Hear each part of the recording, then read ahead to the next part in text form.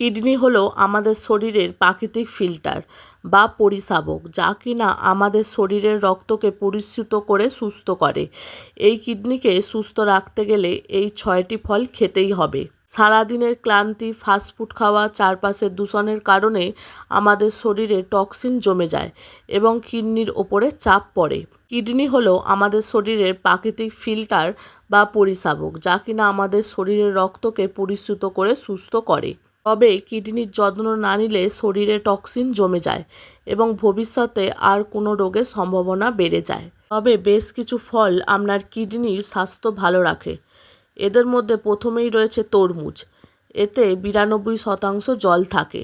গরমের দিনে শরীরকে ডিটক্স করে এই ফল। এরপর আসে আপেল। এই ফলে থাকা ফাইবার টক্সিন দূর করতে সহায়তা করে।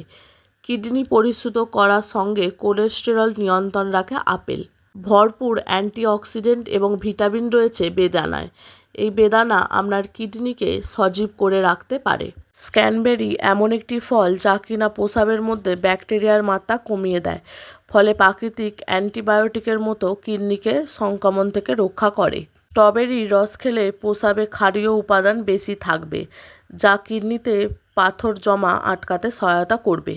সবশেষে বলতেই হয় পেঁপের কথা। এতে থাকা এনজাইম ও অ্যান্টিঅক্সিডেন্ট কিডনির প্রদাহ রোধ করে।